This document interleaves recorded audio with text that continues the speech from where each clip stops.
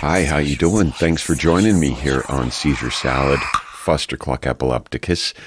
This an episode of the B-Side Diaries. This is August 25th of 2023.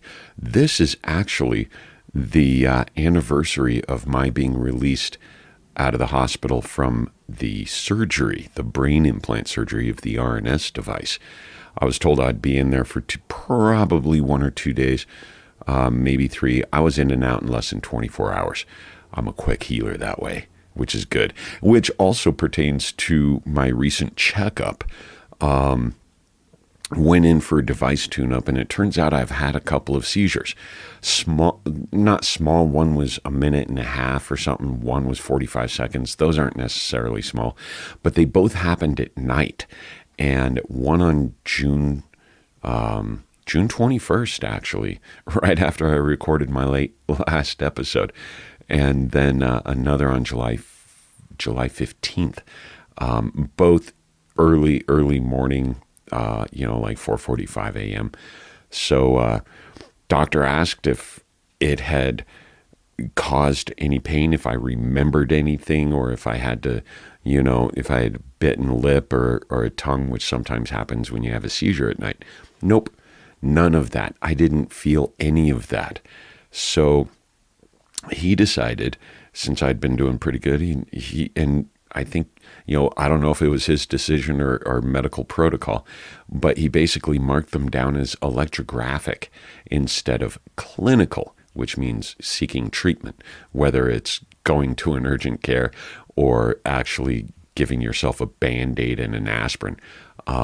So it was completely electrographic, both of those were. And so I am still able to drive, and I am still medically cleared to start working again. So that is a beautiful, beautiful thing. And speaking of work, I had started looking around for, a side job during the day. A lot has changed in the voiceover world since the pandemic, and with everything going remote and with all the advancements. I've been trying to get, honed up on the recent stuff, and working with coaches at a voice studio outside of Las Vegas. I'm ready to record a new commercial demo, which could catch the eye of some national agents. And all I need is the money. You can't pay for all this stuff with disability. Disability only goes so far. It basically is the bare bones minimum of what you need to survive.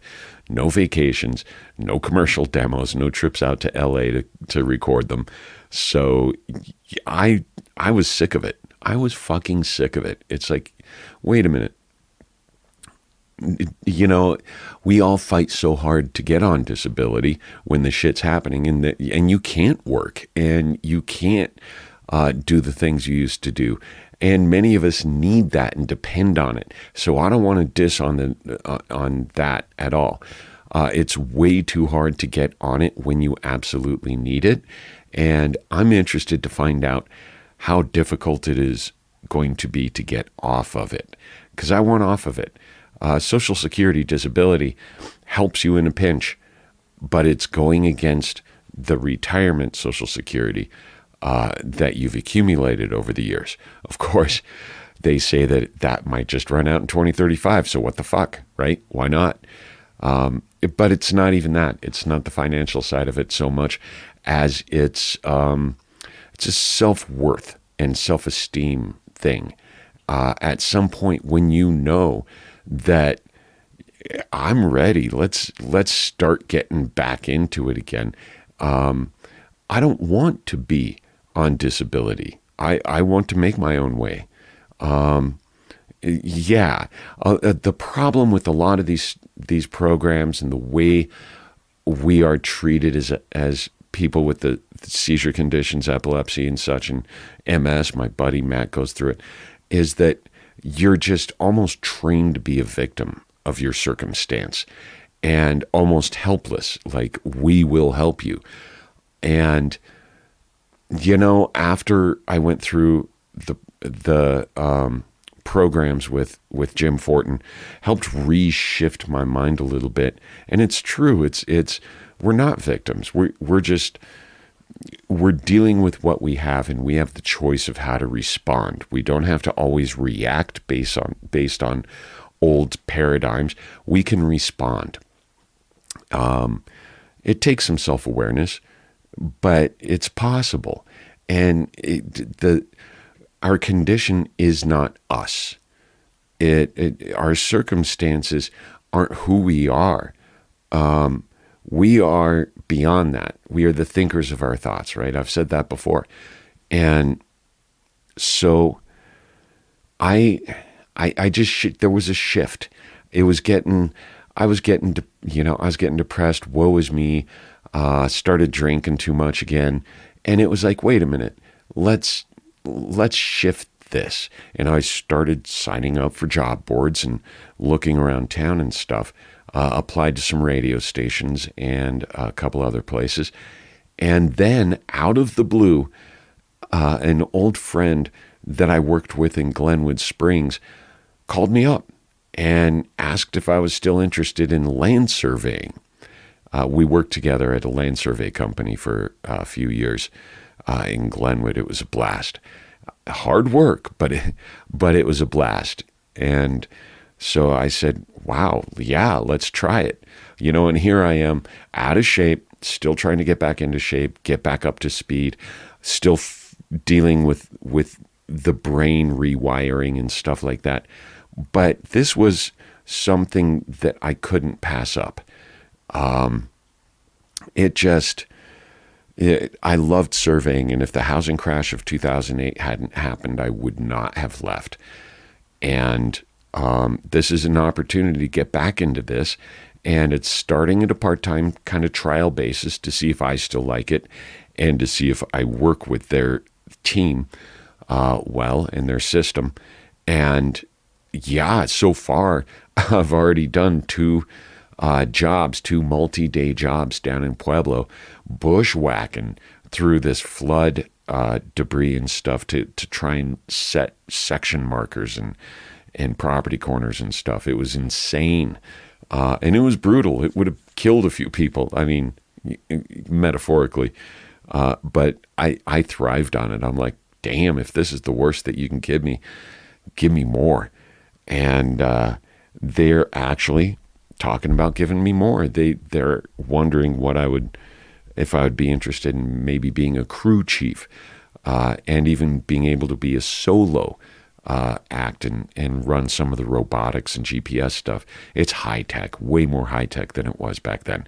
So I got some training to do to get up to the new tech, and the concepts and the precepts and the geometric calculations and everything that you need to do this work starting to come back pretty quick. I was an ace at geometry, not great at other mathematical disciplines, but geometry was definitely one of my strong suits. So that's maybe why I love surveying. And I said, yes, let's do it.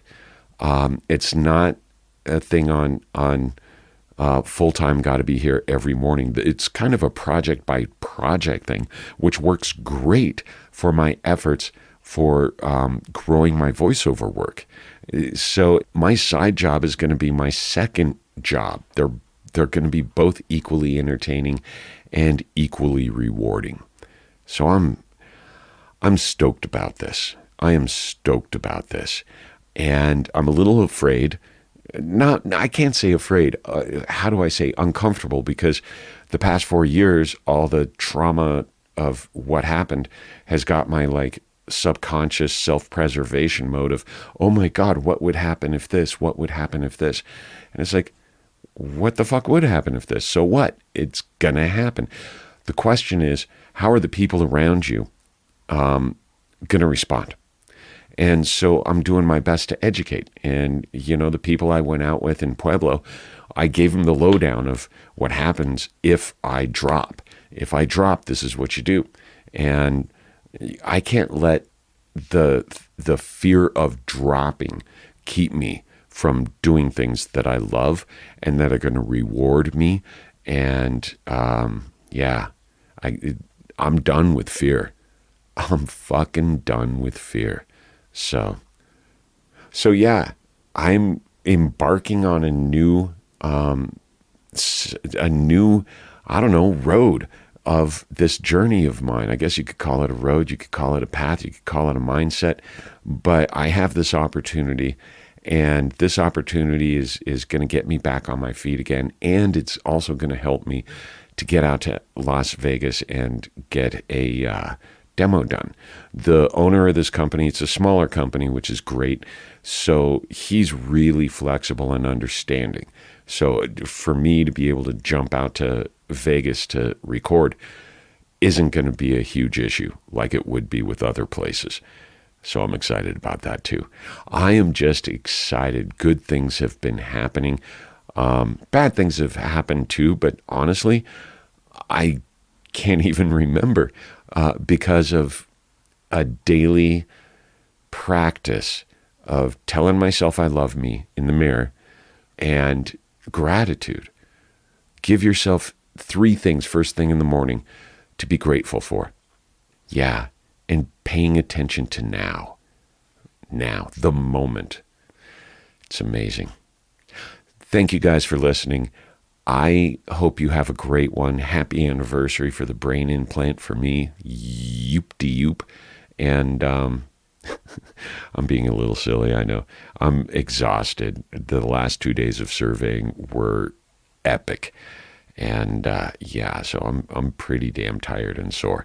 I'm going to kick back and, yeah, maybe watch a couple of YouTube videos or something. Actually, no, I'm going to go outside and enjoy the rain. You guys take care. I will talk to you soon. Be good to yourselves, and thank you. This is to my sick kids. Time to flip this shit. Depakote, Adderall, Ritalin, Pixie sticks. I don't give a fuck what you're riding to the setting sun. Use it as a weapon when it's said and done. It's all too much. Seizure Salad Fustercluck Epilepticus is produced and hosted by Micah Ball. Original logo and graphic design by Alba Lopez. The song Seizure Boy, courtesy of Watsky, and used with permission. Find more great music and poetry on his website, georgewatsky.com. Follow our podcast, like our Facebook page. Whatever blows your hair back, just keep listening. And join us again soon for another episode of Seizure Salad. Until then, remember to unexpect the expected, and it's all in your head. Take a minute to sit at the whip and then I'm gonna mash on gas. Cause I'll be crashing that impasse with badass syntax. Skinny motherfucker off a bucket of slim.